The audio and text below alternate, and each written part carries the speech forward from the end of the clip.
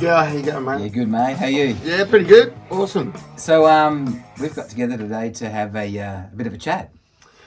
Well, you've brought this thing in here, and we're going to see if it can replace my traditional tube amp speaker rig in the studio, mainly because it's that big. Yeah. And to be able to walk into the studio just with that instead of all of that is going to be a lot more convenient and a lot easier to get around, pull a sound and stuff. Having said that, I really like that. Yeah, I really like that. Gear. What's not to like about it? I mean, it's a simple rig. I mean, it's just a little 20-watt tube amp and two 12-inch. I think they're Heritage 20s Celestians. Yeah. And I'm very happy with that rig for a long time in studio and smaller and live clubs. and live positions. Yeah. I mean, for bigger gigs, I have another amp, a bigger amp, but that pretty much cuts everything. And I basically just set that to a clean sound, and then I use my stomp boxes to give me variations in that. Yeah. It'd be. I am skeptical, but I'm going in with an open mind because if we can pull it off, or it's going to be. And that's really cool. That's really what we're here for, is to find out whether the older style vintage rock valve amps can be emulated to a point where it's acceptable to a pro musician to use them. Firstly, I suppose in a live recording sort of environment, but.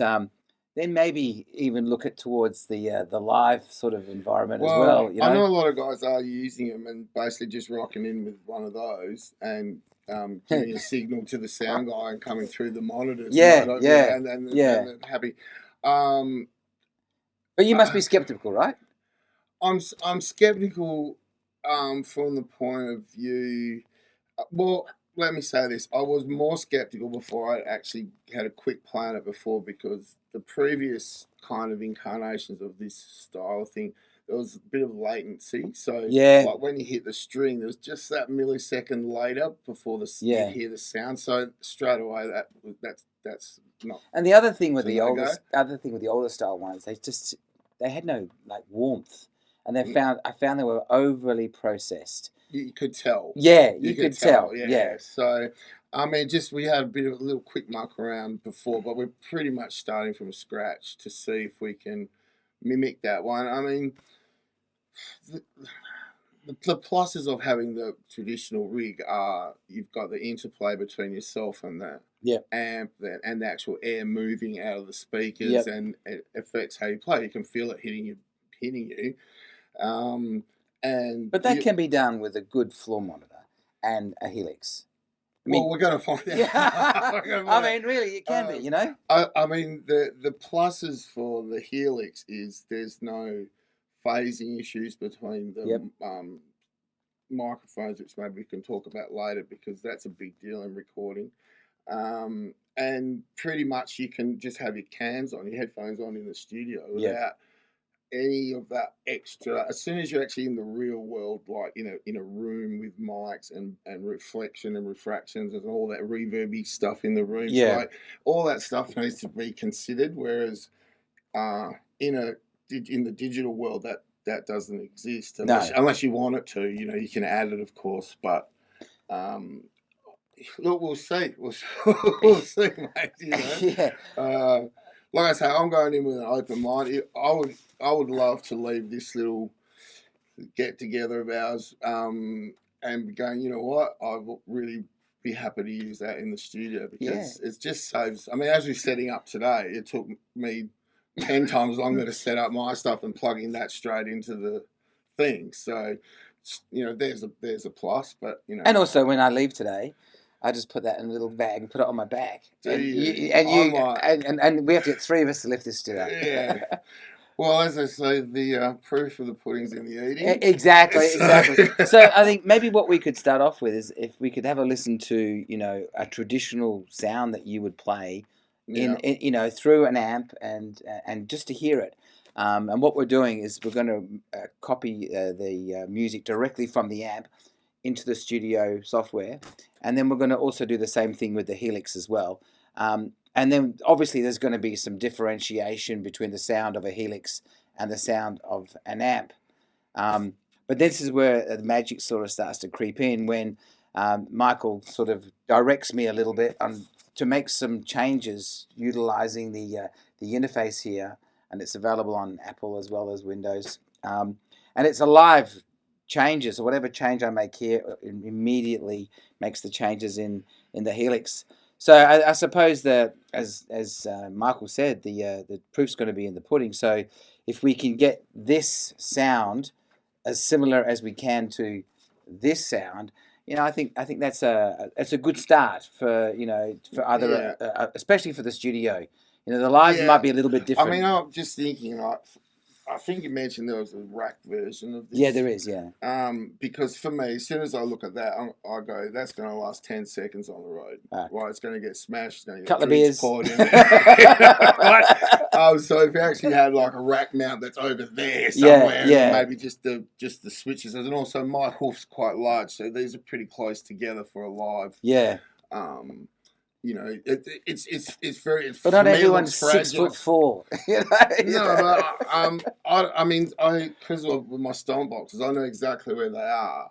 So you can do it with your eyes closed. If I'm singing, I can't be looking down. That's a very good point. So I just need to know where those. So for example, if there was do you remember they had that Bradshaw system thing where you had all your stomp boxes on the side of the stage, and then you just had like a row of switches like what's on there, and you knew which each one was, and your pedals are actually off the stage. Oh, okay, like a bus system type thing. Yeah, okay, yeah. So it wasn't there. So that with a rack would be maybe work for live, but.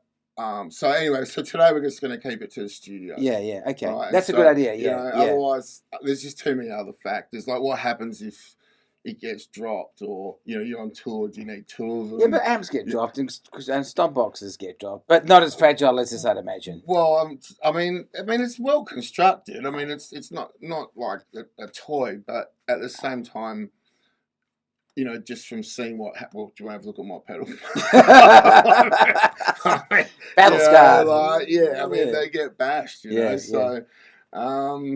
So should we start off with you playing some of your stuff with your amp, and maybe start off with a clean sort of sound? Yeah, I think why don't we start with just listening to the amp's clean sound? Yeah. And then try to get a basic sound on the Helix. That's a good idea. And then we can go to the next level. Okay. So So before we get into that, because there's going to be a lot of people who there's obviously very experienced musicians who are going to be watching this, but there's also going to be some guys who are new to it as well. And probably one of the things that the traps for young musicians, traps for young players. Yeah, there is, and my daughter's the same. She still gets it's so flipping tinny.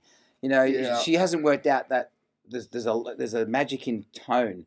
And we were sitting around having lunch earlier on, and we were talking about the golden tone, and maybe if you could, just before we get into it, just have a little bit of a brief on, as an experience. I mean, you've been playing for 40 odd years, and you're even still discovering stuff today. But if you stripped it all back, Michael, what is the keys to unlocking that really nice, creamy, warm tone? Well, if we're talking about electric guitars, right? So of course, it's different with acoustic. That's another animal, but it's all about finding the sweet spot, or in my mind, I think of it as the swell. So it depends. It starts with your fingers. It's to do with how much gain, how much volume's hitting your amp, the front of your amp, and then how that's controlled through. So that's controlled with the gain, which is called preamp. And then that determines the volume of the guitar signal that's going to go through your tone controls, which on this amp it's bass, middle, treble. And then it's got a master volume, which is your overall volume. It's also got presence, which is kind of like treble. It's a bit brighter, but a bit treble. So to find the sweet spot, or the hum, you can... Oh, so it's just a growl. Yeah.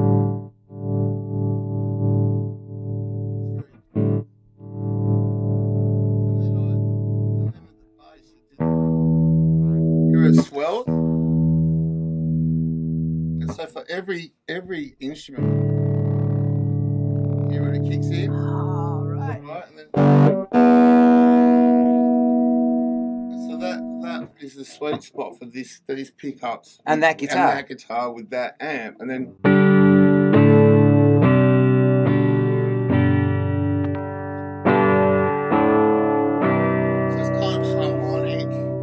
it's got the mid-range, it's not too buffy, it's not too trebly. So the further towards the bridge is treblier than if you play there, it's treblier. Yep. Right, so this pickup's going to be more bassy. So that's, if I play in the middle of the pickup, that's that one. And if I go to that one, it's bassier.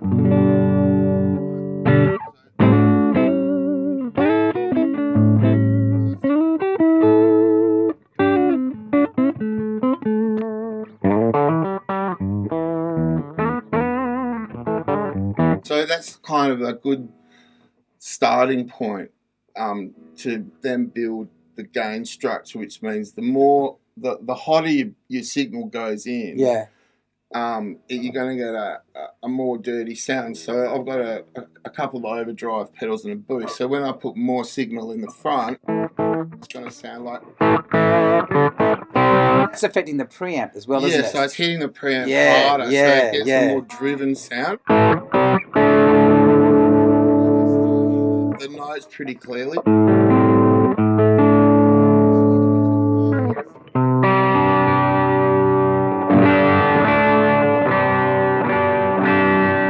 And for a bluesy kind of tone.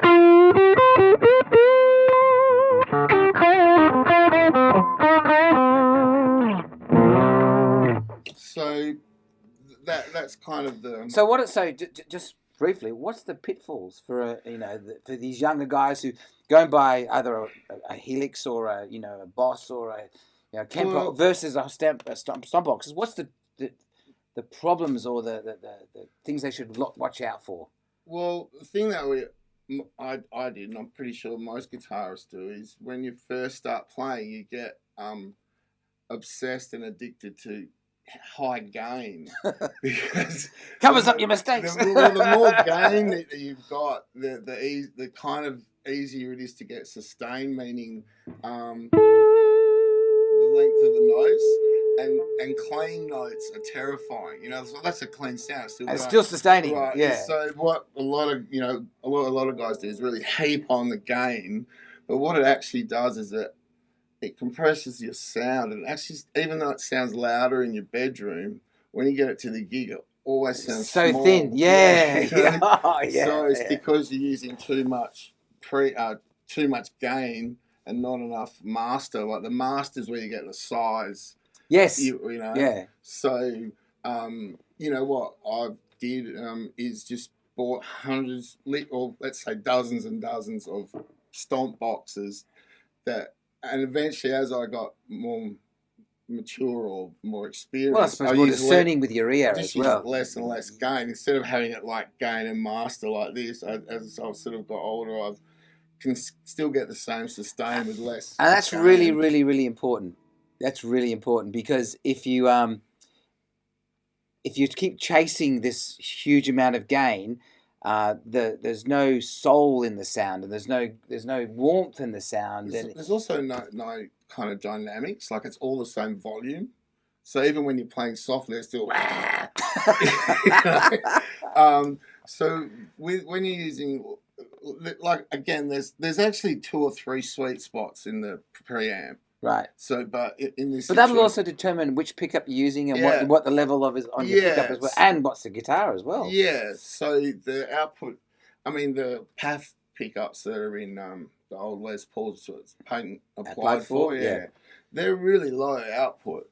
But what it meant is that you can crank your amp. So back when they came out in 60s or 50s, 60s, they you had those really loud Marshall plexis, and you could really crank them up. Get the amp doing all the work. And get the amp happening. And so that's how you got all those classic, Led Zeppelin, all that kind of stuff, those tones, It's like, deep breath.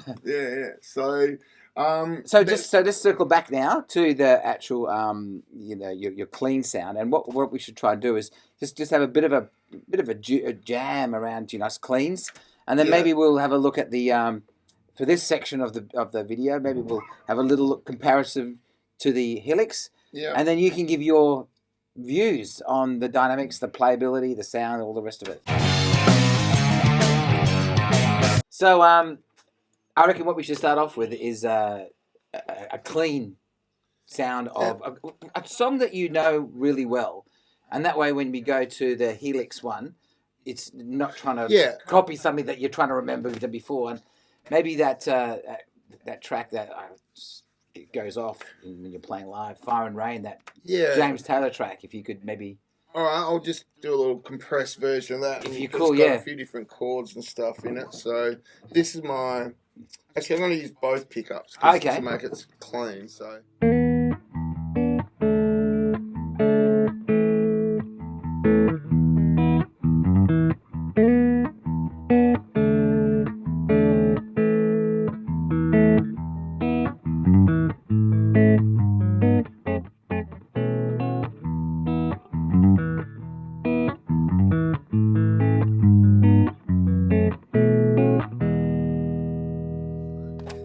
It's gorgeous. It's a bit more to it, but that's... So let's just deconstruct the tone. Okay. Okay, so you went to your bridge and your neck pickup. Yeah. Because and why did you do that? Because this one's a bit buffy. Yeah. But you know what? It'll be interesting when we listen to that come back through the Helix. Yeah. Well, this is what I wanted to ask you about. So, like, do you reckon we can have a crack at trying to emulate that? Yep, I reckon we can have a crack at it. So, yeah, well, I mean... Level of success is yet to be determined, right? Do you know how that works? Like, I know how to put the microwave dish in the microwave oven, turn it on, and I got a little bit of an understanding of it, right? So I reckon... Based on my cooking skills, I'll know how to use this thing. So, all right. Well, so let me find the end of this. Now, the thing is, Michael and I have spent a little bit of time fooling around with the Helix to get some kind of similarity on that particular track, Fire and Rain, which you can listen to on YouTube. And it's just mental. You should have a listen to it. And what we'll do, we'll put a link into the videos from a lot of the stuff we're doing for Michael. Anyway, that aside, so now we're on the Helix. So this is the clean Helix. We're running it through a little set of KRK monitors, and they're only for our reference to hear it. What we've actually done behind the scenes is we're running the Helix directly into, is it Pro Tools? Logic Pro. Yeah. Logic Pro. Yeah, just on a little Mac Air. Yeah, just so that we get a like for like between the amp and the Helix into and so we've studio environment. So the parameters or the utilities that we can use are. So tell me if I'm wrong, because I'm just from the other day. I'm trying to remember. So basically, we can pick the mics that we want to use. We can pick the speakers that we want to use. We can pick the speaker box that we want to use.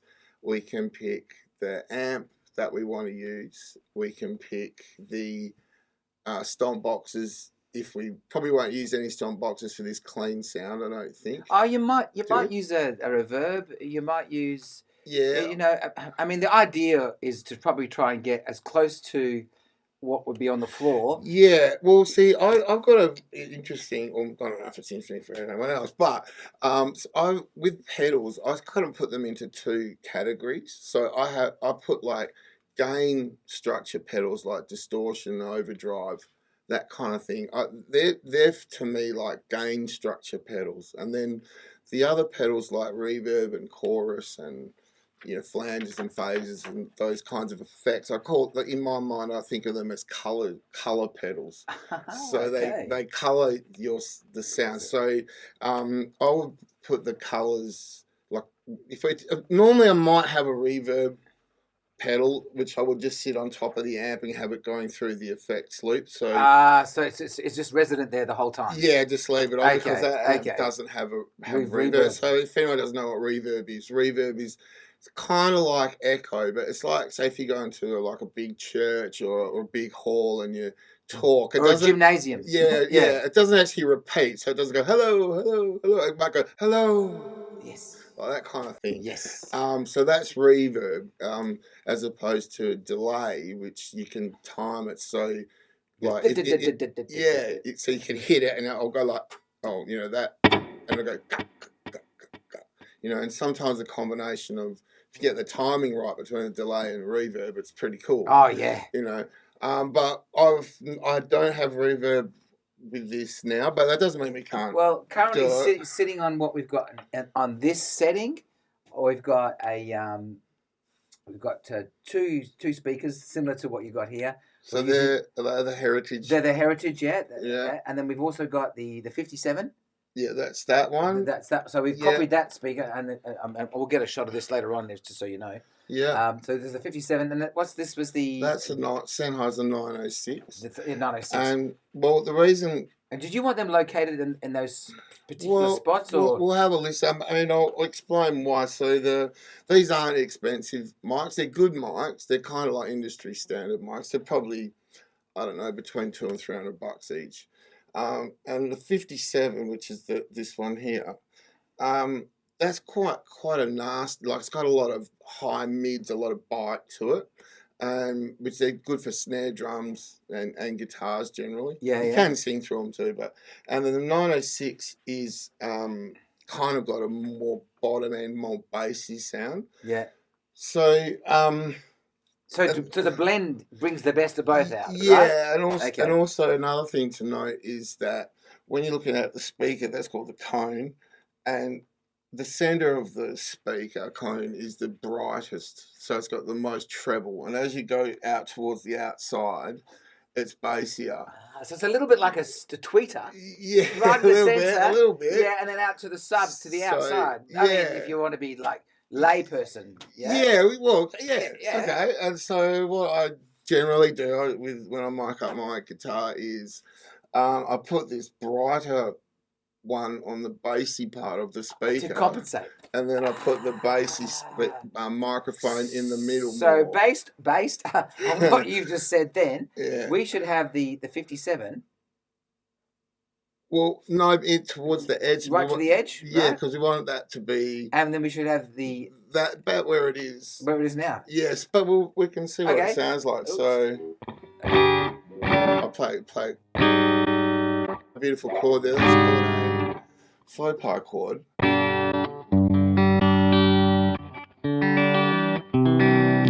Now we're playing through the Helix, right? Yeah. That sounds really nice and clean. So do you want to play that same riff just before?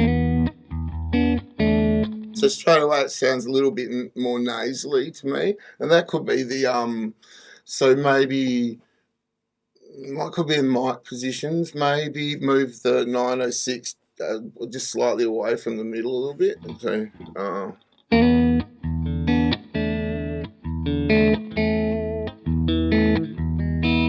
If I was going to use that sound, I'd use that pickup. It's a little bit bassy still. It's so to me, I'm hearing like high. I'm hearing a bit of a nasal sound, but so can we isolate the speakers so we just have one on at a time? Yes, we can. And so like either mute one or. Well, no, we just go to a single 12. No, do they have to both be on at the same time? Let me just. We can go to level, of course. Yes. Yeah, turn it, and so we can just actually hear what each one's doing. Okay, so this one. Yeah.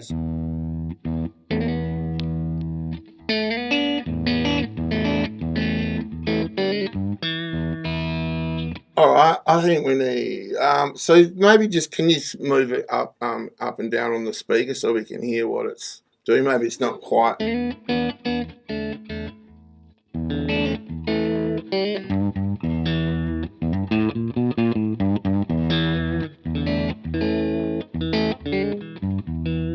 What about the other one?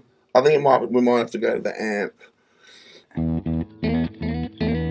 want the level down or level up? So we're hearing the 57. No, we're hearing the 906 now. Okay, well, so can we swap it? So you want to hear this one? Yeah. Okay.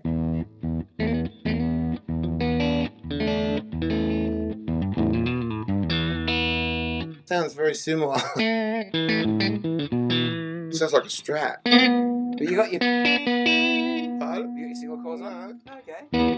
Alright, so what's happening with the amp then? Maybe we should go there and have a look. So we've got an AC30 emulated. Alright, well, let's change it. Okay, what else have we got? What do you like? I don't know, what have we got? Oh, we've got flipping everything. I don't know, we've got like a Bassman, Fender Bassman, or something kind of clean. Like, I don't really need any drive out of the amp, so something, maybe Twins are pretty nasty, the old Fender Twin, but a Bassman or a Bandmaster or some kind of a Fendery amp, I suppose. Well, what about deluxe reverb? So the gain's got to go down because it's distorting. That's got to go so it's clean.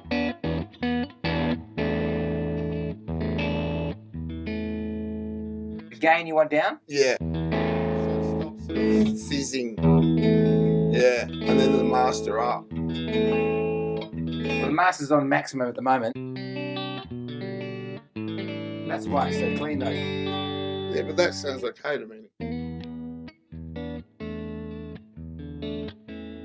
That's quite pretty. You know? I mean, okay, it's a little bit quieter, but that's not a problem. Well, I mean, easily lift the levels up, that's not hard to do. Yeah. But that's kind of in the ballpark.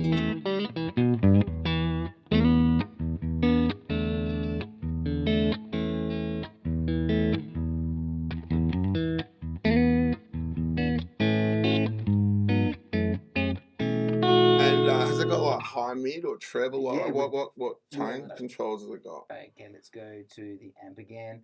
We've got bass, mid, treble, presence, channel volume, master, sag. I think it's bring the treble down a little bit and the middle down a little bit. Okay.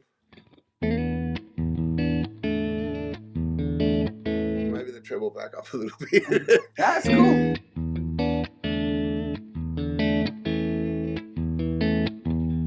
I mean, it's different to that, but it's still got the same feeling that I want to convey, if that makes sense. Okay. So it's not like something like, it's not in my way of trying to get the feeling. So if the question is, in a studio environment, would this be okay? This particular, I mean, we could fool around. I mean, like, I think if we, spent another hour on it, to really tweak it with headphones and whatever, I think I could get it. I think I could be happy with it. Okay. So. Okay. I mean, it does sound thinner, but then again, often in the studio, see, I don't always record with this guitar in the studio. If I do, I've got these switches on here, which switch these mini humbuckers to single coil. So what a single coil pickup is like on the Strat. On the Strat. So if you see that pickup, that's a single coil. And what a humbucker is two single coils stuck together. Yeah, yeah. Right? So these are called mini humbuckers. So basically like two little single coils under there. And the difference in the sound is, so this is a humbucker sound. If I split it to a single coil, it's thinner. It's thinner. Yeah. Right? Yeah. So in the studio, I often use the single coils because with Les Pauls, this is a Les Paul, it's a Gibson Les Paul, so they're, mainstay, kind of standard thing.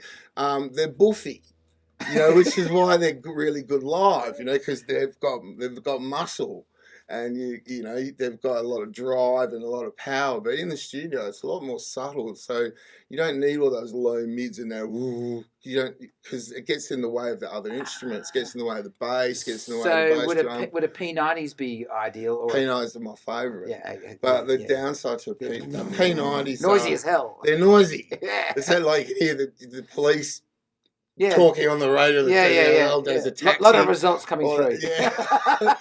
So, but in the studio, it's like you got to place everything in this, like the sonic kind of landscape.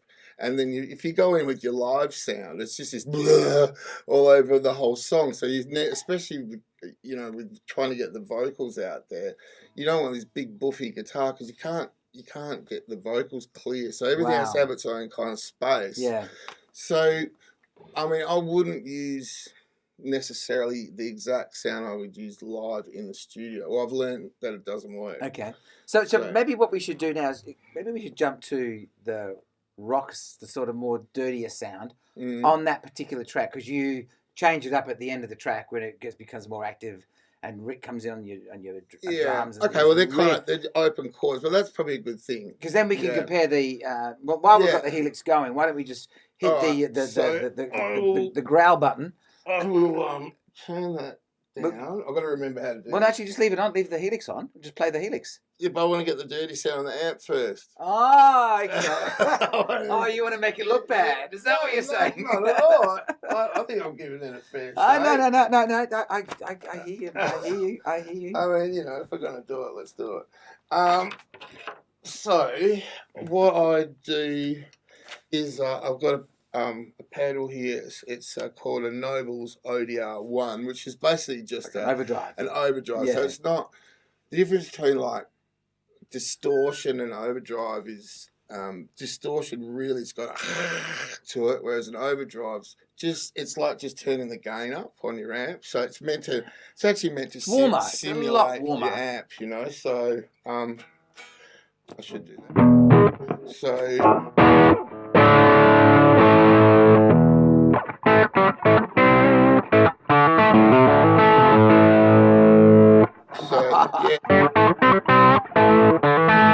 So, I mean, even if I just play like, the chords in that song is that.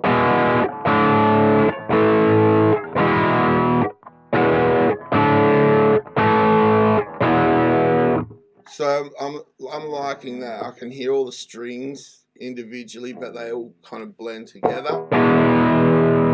Or that.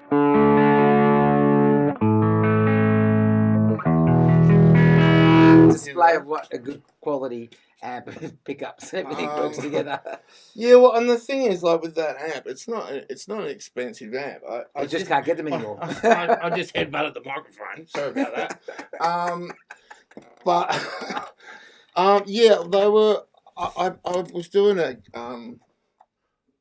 gig in. So we got some. Yeah, here we go.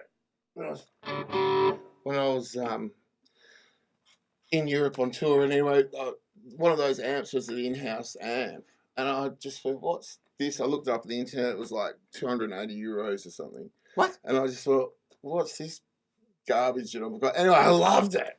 So I bought two of them straight away, because I thought, well, like, you're not going to get them again. They're that cheap, so there's one still over there. But and at the time I was playing this amp called a Divided by 13, and I was about $6,000 or something. I was just a friend of mine, I've been playing it. So I've been playing this really boutique, top of the line amp, and then I'm playing this like $400 thing, and I went, this is just as good as that thing. And then for some reason they stopped manufacturing them. So, and are they made in Europe? No, they're Chinese Soldanos. So it's a Soldano circuit, and they just punched them out in China. So, and it's been, touch wood, it's been reliable and and yeah, like I said, and that's the number two. The number one's over there.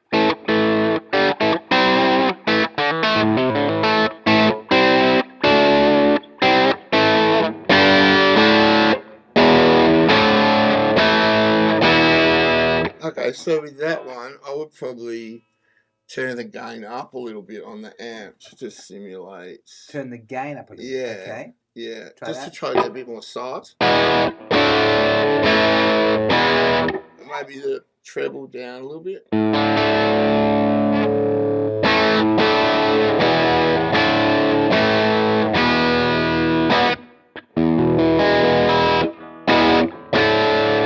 Has it got presence or something? It has. Can you turn that down as well? It's just that fizz, that zzz. Yeah. It's not bad. But hold on a sec. We're listening through these tiny little 7-inch speakers compared to these monkeys, right? I'm saying it's not bad. No. But no. But you're saying that what comes out of the door is going to be different. We'll know. That'll be the comparison. Because sadly, what we're listening to in the live room here is very different from what's coming directly into the. That's true. We'll know. Yeah. Later. I mean, it's just a little bit thin. It's fizzy. Like what? Effervescence. It's fizzy. Okay, so what's the distortion pedal, the overdrive pedal? We've got in here, you're using a Scream 808. So that's meant to be an Ibanez. Yeah, Ibanez Tube Screamer. Tube Screamer. Yeah. Okay. Which is a solid bloody. So what are the controls? Gain, tone, and level. Okay, so maybe take the gain down a little bit.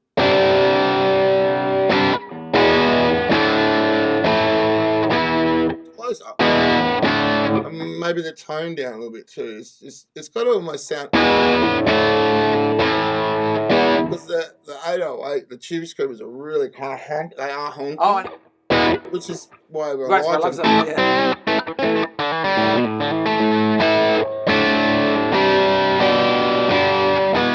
It's usable. Not convincing.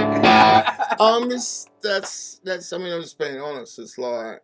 It's cool, but again, I think it's, really need to spend a lot of time because I mean we're kind of just glossing over everything. Like you kind of need to. So it gets to like how much work do you reckon you have to put in to be happy with it, let's circle back to what you said earlier on that you've taken all these years to get to the point where after you've thrown all your old stomp boxes out and you've gone through a dozen different amps to find the sound. Well, this is a new toy, really, for us to play with, right? Yeah. And the whole idea of this video is to find out, will this suffice in a recording studio environment? And we can cross the live thing or maybe on another video, but the reality is, in a studio environment, could this suffice? Yes, it could. I think, again, getting back to when you're doing production, what's necessarily a great sound in the room or live with an amp isn't always going to be the best thing to record. So to answer that question, I would go definitely yes, you could use this. I mean, I did some recordings where I used my amp and I had is it called Amplitude or something on my iPad, and I double tracked with the tracks out of my iPad.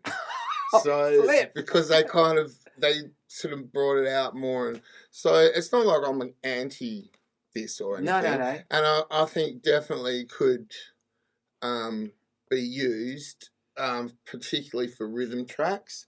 Soloing, don't know, because soloing is a lot to do with the interaction between and the relationship with what you're feeling at the same time, and just the air movement. Yeah. If you want to get a screaming sustain note, does it do that? I don't know. It does. but I'll take your word for it. But no. But I'm going to qualify that because I have a nasty habit of utilizing this through my amps at home. Because you can turn the cabinet and amp emulators off and just use it as a really high end, effects unit, right? So stomp boxes. I knew you were going to say that, right? But yes, a really expensive flipping stomp box, right? But if I play it through my JCM 800, or I play it through the AC30 that I've got, or even my little Strauss. It rips. It just brings those amps alive. Yeah. Like I've never heard them before. But we've kind of come full circle then, haven't we? Yes. We're going back to the amps. We're going back to the amps. But when I'm in the studio doing my music, my forest music and my sleepover music, there is no way on earth I would want to lug any of my amps up there at all under any circumstances because this does it all. Every bit of it. I think that I could use that in the studio for everything except my soloing. But if you're going to bring an amp in for your solo, then why wouldn't you bring in the amp in to do your rhythms? Because you might be able to get something that's more usable out of that. That's a very good point. You know, so I mean, it's, you know, it has to be tried, but I do know for a fact that, you know, these sounds are already basically tailor-made to not blow out or be, you know, they sound good when they're recorded. But thing is, I've kind of spent, you know, like I said before, a lot of times to developing my voice, my guitar voice. And so when I'm soloing, that's my stomp box pedals that I've settled on. That's how I set my amp up. That's how I do it. And I'm really comfortable doing that for my soloing. But for the rhythm parts and actual indie, you might.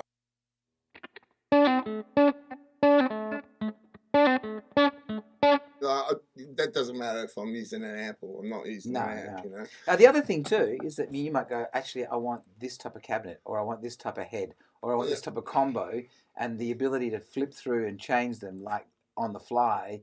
I think that is a convenience that you don't have to have. You know, there are some YouTubers out there. Like Rick Beato is one of the ones that comes to mind. If you watch any of his YouTubes, this guy's amazing musician, but his studio setup for he does his podcasts, he would have, and I ain't exaggerating, the quad boxes in the background, and 30 different heads and 16 different types of Les Paul Deluxe, and you know, he's just a master of collecting all this really good gears. But unless you've got access to the asset that he's got, it's virtually impossible to emulate anything close. So in that instance, you know, this is where I think these types of units really come onto their own. I think if I was doing sessions, like for other people, and they said, you know, can you come in and play guitar on this, or doing jingles or whatever, I think I wouldn't even look at that. I would just take that in. But if I was going to record with my band, I think we'll probably go with my amp. Well, I mean, that's also because you've grown up with valves in your blood. And also like it sounds with better, a 3-piece, it's not so hard with, like I was talking about the arrangements and that.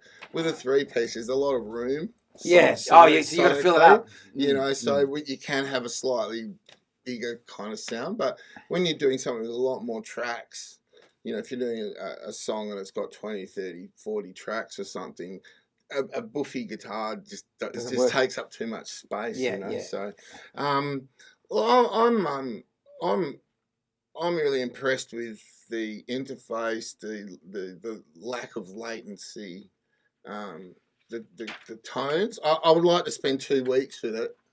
All right, let's do it. And I reckon, and have a real look at what's going on here. I reckon what we should do is that we should get to the point where, first of all, what we're going to do, there's that song Fire and Rain. If you ever listen to Michael on YouTube playing that, he does an amazing version. I think it's done in Germany at the time with Mickey on double bass. Is that where it's done? I'm not sure. I mean, there's a few versions. It's on our albums. I mean, if you go to Vdelli.com.au, you can download our albums. It's on one of them. But what we'll do, we'll actually get that sound sorted out, and we'll make it available for download on the link for this as well.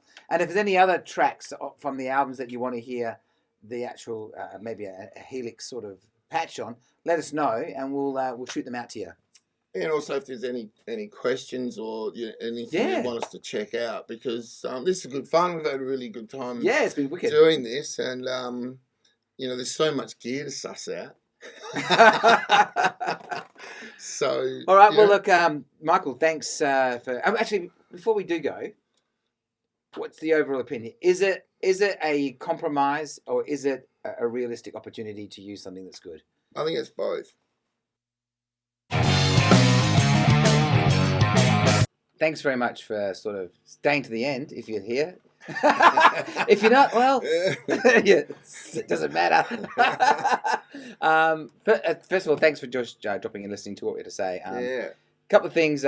Michael and I were having a bit of a chat during the break, and one of the things that came fairly apparent is that years and years and years of playing, you know, knowing your gear backwards, you can really explore it. But this is a whole new frontier. Yeah, I mean, we really haven't had that much time to really get into the guts of it. But I mean, just after a brief look at what we've done, I mean, you know, it's amazing piece of gear, and I think definitely for studio applications, it's a winner. I mean, can I borrow it for a little bit? Yeah, you know what? And, I was thinking have the a same look. thing. I was thinking the same thing. I think it's really important. Did you record on the? Yeah, I did. Oh, great. Then we're all right then. Yeah. It's there's the power of technology. Yeah, no, But it's more the idiots bloody operating it than anything else. Yeah, no, it's it's just the guitars, but yeah. Look, I mean, if I could just just sit down for I reckon pull it apart. I reckon that's a really good idea, and because I mean, you've got an Apple. It's the Helix interface. There's just a piece. I mean, you've sort of got an idea. And there's a whole. What I've done also is I've created a bank here called Vdelli Custom. Oh, okay. So you can just go in there and play to your heart content. Put your headphones on and just get right into the zone. No, I'd enjoy that. It'd be good because well, like you said, I've pretty much this is all I've known. Yeah. And this is new. And I'm looking forward to seeing what's in there. Yeah. I mean, it's really we've just really scratched the surface with it. I reckon we're just taking it out of the box. Yeah, well, we literally I plugged it in and said, "What are we going to be able to do with this?" But at the end of the day, I mean, I was just fooling around with some sounds earlier on, and they are flipping amazing, But they're not for everyone, and they're not for every application. But they are for some, and they do it really well. I think so. I mean, what I really want to do as well is I want to see if you can actually pull a lead tone that feels unique. You want a lead tone? I want a lead tone, man. I mean, it's got everything in there. I mean, I can't see why you couldn't. Again, it's just the interaction in the real world. Yeah. Which I love with my and also with other musicians, how the sonics work with it as well. I mean, like I've seen guys use those in-ear monitors, and I used them once. I know it takes a little getting used to, and sort of how it works. I think everyone's got their own iPad and they can do their own mix for what they want to hear in their headphones.